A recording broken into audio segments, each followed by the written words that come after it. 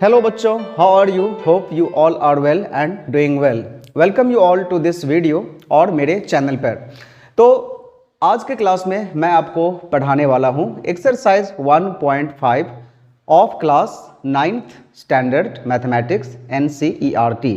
नए बुक में एक्सरसाइज 1.5 है, जबकि अगर आपके पास ये पुराना किताब है तो फिर ये आपको मिलेगी एक्सरसाइज 1.6 में। बच्चों, इसमें जो हमें करना है वो लॉज ऑफ एक्सपोनेंट का यूज करना है। Already we have studied laws of exponents in class 8 as well as in class 7। I hope you all remember all the laws which you have studied in the previous classes. किंतु इसका मतलब ये नहीं कि मैं आपको सीधा आंसर पर ले जाऊंगा। जिस आंसर के लिए जो लॉ लगने वाले हैं वो मैं आपको पहले बता दूंगा और उसके बाद इसके आंसर को एक्सप्लेन करूंगा। तो आइए हम लोग जानते हैं। जो इसका पहला क्वेश्चन है वो है 64 टू द पावर 1/2। ये थोड़ा सा डिफर है जो आप पढ़ करके आए हैं क्लास 7 और क्लास 8 में। कहाँ पर ये डिफर करता है आइए हम लोग जानते हैं। तो बच्चों, 64 का अगर आप प्राइम फैक्टराइजेशन करोगे तो वो क्या होगा, मैं आपको यहाँ पर प्राइम फैक्टराइजेशन करके नहीं दिखा रहा हूँ। 2 2 जा 4 2 जा 8 2 जा 16 2 जा 32 एंड 2 जा 64, यानी कि 2 2 जा 4 2 जा 8 2 जा 16 2 जा 32 2 जा 64। दैट मीन्स 2 का पावर 6 64 होगा। तो बच्चों यहाँ पर 2 का पावर 6 लिख देना है 64 के लिए, इसको ब्रैकेट में दे देना है और ये जो 1/2 है वो यहाँ पर लिख देना है।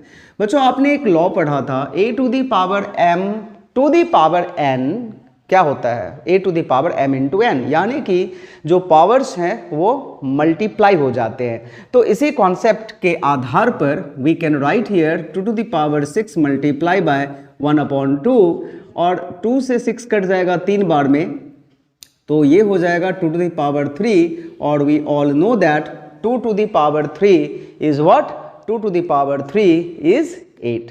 तो इस तरह से इसका जो आंसर है वो क्या हो गया, 8 हो गया, 8 हो गया। आइए नेक्स्ट क्वेश्चन को हम लोग समझते हैं। 32 का पावर है 1/5। तो अगर आप 32 का प्राइम फैक्टराइजेशन करोगे तो ये होगा 2 2 जा 4 2 जा 8 2 जा 16 2 जा 32, यानी कि ये होगा 2 to the power 5।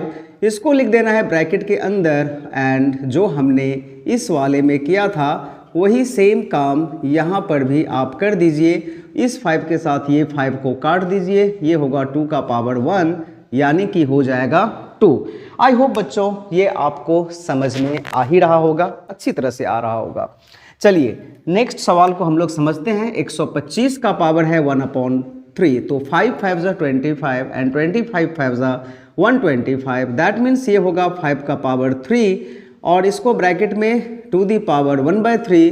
That means ये हो जाएगा 5 का पावर 3 मल्टीप्लाई बाय 1/3। ये 3 और ये 3 कैंसिल होकर के होगा 5 का power 1। That means the answer is 5। Next question को आइए अब हम लोग करते हैं, क्वेश्चन नंबर 2। इसमें भी हमें इसके वैल्यू को निकालना है, तो थोड़ा सा इससे अलग है। आइए देखते हैं क्या अलग है। 9 का power 3/2। So we all know that 3 to the power 2 is 9 and whole to the power 3/2। जो काम हम लोगों ने इसमें किया था सेम काम यहाँ भी करना है, 2 मल्टीप्लाई बाय 3/2। तो इस 2 के साथ इस 2 को आप काट दीजिए, तो यहाँ पर बच रहा है 3 to the power 3 and we all know 3 to the power 3 क्या होता है, 3 3 जा 9 3 जा 27, तो 27 होगा ये आंसर। ठीक है, आइए नेक्स्ट क्वेश्चन को हम लोग समझते हैं। 32 द पावर 2 बाई 2/5 है, तो ये क्या होगा, 32 को हम लोग क्या लिख पाएंगे, तो 2 का पावर 5 लिख पाएंगे and whole to the power 2/5। तो ये हो जाएगा 2 का पावर 5 इंटू 2/5। तो ये 5 और ये 5 अगर कैंसिल हो गया तो 2 का पावर 2, दैट मीन्स 4। तो इसका आंसर क्या हो गया बच्चों, इसका आंसर हो गया 4। आई होप आपको समझ में आ रहा है। नेक्स्ट क्वेश्चन में क्या है, 16 टू द पावर 3/4। तो 2 का पावर 2 2 जा 4 4 2 जा 8 8 2 जा 16, यानी कि 2 का पावर 4 होता है 16 होल टू द पावर 3/4। तो ये हो गया 2 का पावर 4 इंटू 3/4। सारा स्टेप आप करके यहाँ पर दिखाइए। This is very good habit. तो 8 हो गया इसका आंसर। 125 क्या होगा बच्चों? 5 का पावर 3 वी ऑल नो 125 होता है to the power -1/3। That means 5 का पावर 3 मल्टीप्लाई बाय -1/3। तो इसमें क्या होगा? 3 के साथ ये 3 जो है वो कट जाएगा, तो बचेगा 5 का power -1 and we all know that this will be nothing but 1/5 is the answer of this question. I hope कि जो मैं आपको पढ़ा रहा हूँ वो आपको समझ में आ रहा है। अगर नहीं आ रहा है तो कोई बात नहीं, आप कमेंट करिए। जो भी चीज़ आपको समझ में नहीं आएगा मैं हूं ना आपको समझाने के लिए। चलिए next question. 2 to the power 2/3 2 to the power 1/5। याद कीजिए एक्सपोनेंट के उस लॉ को जिसमें मैंने आपको बताया था कि बच्चों अगर दो नंबर का बेस इक्वल है और अगर दोनों के बीच में मल्टीप्लिकेशन है तो पावर ऐड हो जाता है। तो उसी लॉ को हम लोग यहाँ पर करने वाले हैं यूज़। और अगर हम लोग करेंगे उस लॉ को यूज़ तो ये हो जाएगा 2 का पावर 2/3 प्लस 1/5। कोई दिक्कत? हमने क्या यहाँ पर कुछ गलत किया या कुछ ऐसा लिख दिया जो आपके नॉलेज में नहीं है? अगर ऐसा है तो आप मुझे बताइए।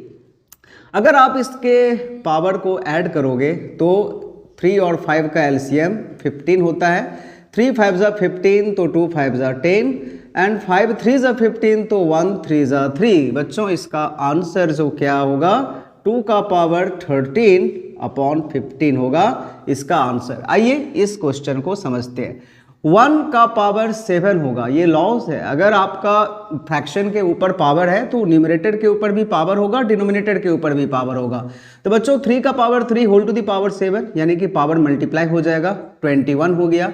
तो 1 का पावर तो आप कितना भी करें तो 1 ही होगा। तो 1/3 टू दी पावर 21 आप इस आंसर को यहाँ पर छोड़ सकते हैं, क्योंकि इसका आंसर एक्सपोनेंशियल फॉर्म में ही आपको लिखना होगा।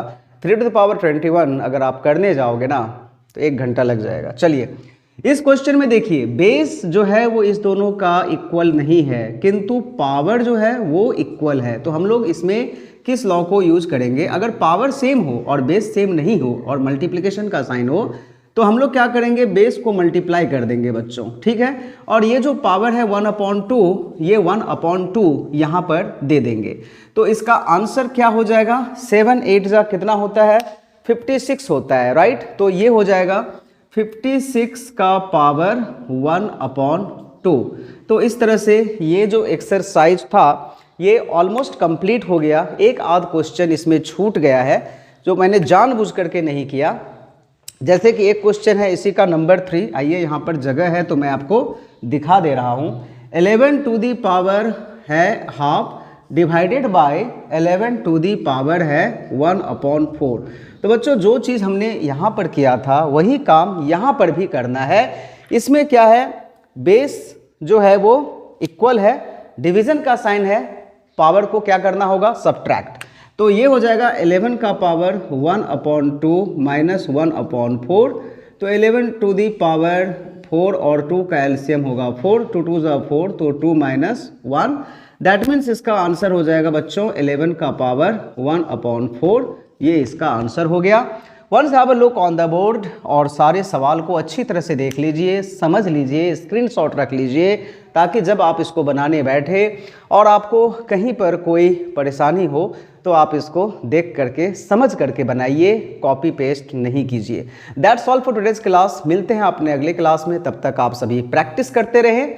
और as you know that कि practice is only the solution and practice can only make you perfect in math. That's all. Thank you everyone. Bye bye.